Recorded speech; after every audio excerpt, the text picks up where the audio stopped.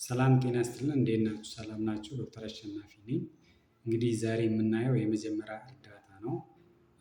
ለምሳሌ በስራ ቦታ ሊሆን ይችላል፣ በትራፊክ አደጋም ሊሆን ይችላል። አንድ ሰው በጣም እየደማ ካገኛችሁ ምንድነው ወደ ሐኪም ቤት እስኪደርስ ድረስ ማድረግ ያለብን ነገሮች አለ፣ ያንን ሰው ለማትረፍ ማለት ነው። እና በዚህ ቪዲዮ የምናየው እንዴት ነው በጣም የበዛ ወይም ደግሞ ኤክሰሲቭ ብሊዲንግ የሚባለው ነገር እንዴት ነው ልንለየው የምንችለው?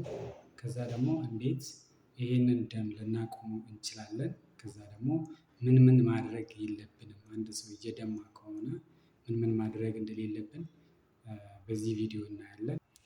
መጀመሪያ ደም መፍሰስ ወይም ደግሞ ደም መፍሰስ ብሊዲንግ የሚባለው ነገር ምን ማለት ነው? አንድ ሰው ደም ስሩ ከተቆረጠ ወይ ደግሞ አደጋ ከደረሰበት ደም የሚሄደው በደም ስር ውስጥ ስለሆነ ደም መፍሰስ ይኖራል ማለት ነው።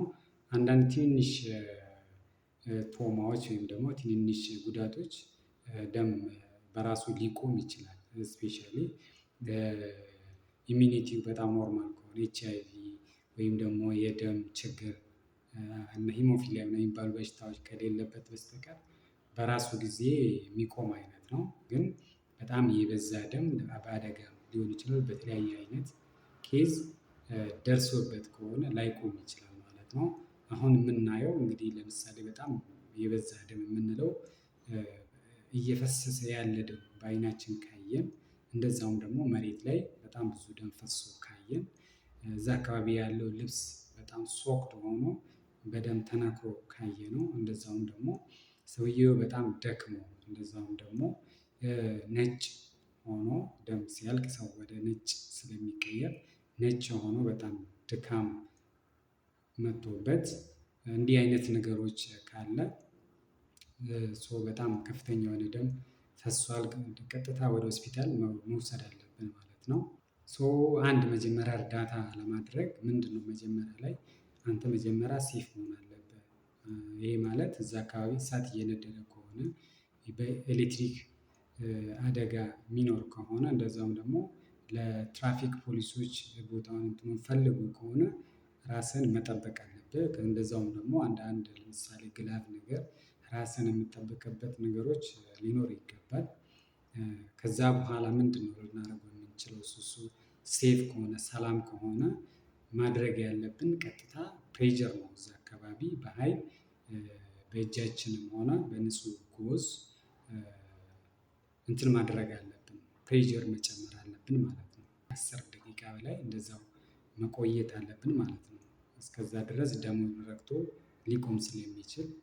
ሌላኛው እንዴት ነው የምናስቀምጠው ነው። በጣም እየደማ ያለውን ሰው የምናስቀምጠው አንደኛ ፍላት ነው ማለት ሙሉ በሙሉ ትራስ አያስፈልግም። ፍላት ብሎ በጀርባው እንዲተኛ ማድረግ አለብን። ያው አንገት አካባቢ ወይም ደግሞ ስፓይናል ኮርዱ አካባቢ በጣም ጉዳት ከሌለ እግሩን ቢያንስ ትንሽ ከፍ ማድረግ እንችላለን። ቀስ እያል እግሩን ከፍ ማድረግ እንችላለን። ሌላኛው ማድረግ ያለብን ያው ቶርኒኬት ማድረግ አለብን። ቶርኒኬት ማለት በገመድ ማሰር ማለት ነው። የምናስረው ወደ 5 ሴንቲሜትር ወይም ከ5 እስከ 7 ሴንቲሜትር የሚሆን ከቁስሉ ቦታ ከፍ ብለን ማሰር ነው ያለብን።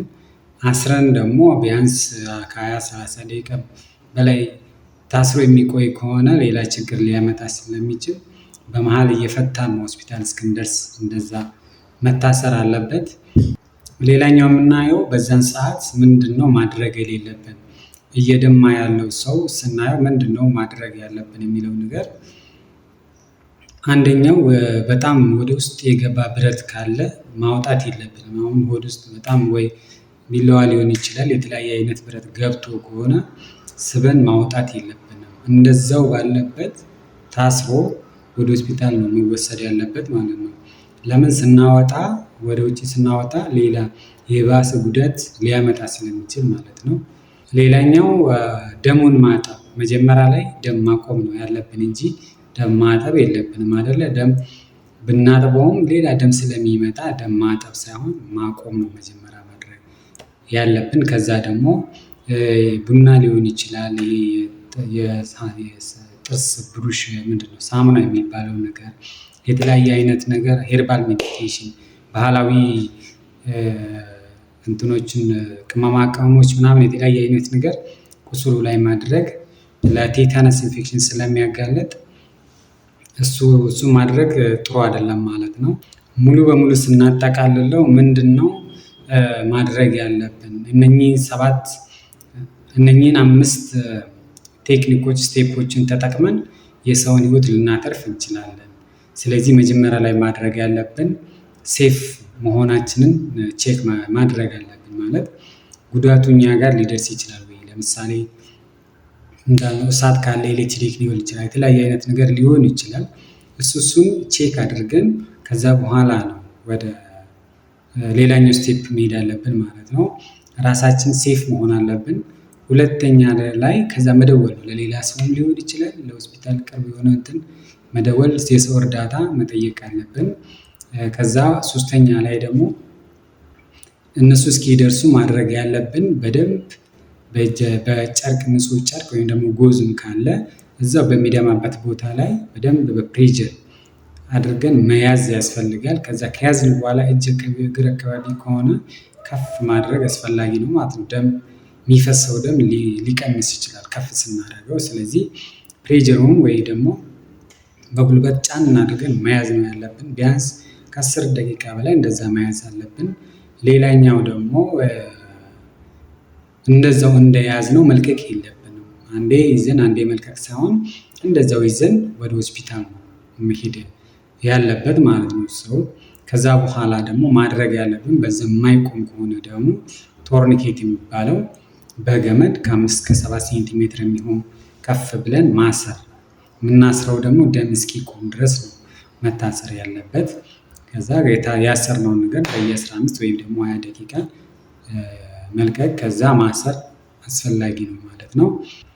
እነኚህን ስቴፖች 5 ቴክኒኮችን በመጠቀም የሰውን ህይወት ልናተርፍ እንችላለን። በጣም ትንሽ ነገር ይመስላል፣ ግን ሰው ከደም ውስጥ ካለቀ ሰው ወዲያውኑ ሾክ ውስጥ ገብቶ ሊሞት ይችላል። ስለዚህ እነኚህን ስቴፖችን ማወቅ በጣም ጠቃሚ ነገር ነው። ይህ ቪዲዮ ከተመቻችሁ ለሌሎች ለጓደኞቻችሁ፣ ለቤተሰብ ሼር እና ላይክ በማድረግ እንድትተባበሩኝ። ከዛ ደግሞ ቪዲዮ ድጋሜ ሌላ እንዲህ አይነት ቪዲዮዎች እንዲደርሳችሁ ሰብስክራይብ እና ኖቲፊኬሽን በተኑን እየነካችሁ ሰብስክራይብ አድርጉልኝ። አመሰግናለሁ ቪዲዮ ስላዳመጣችሁ። ቴንኪው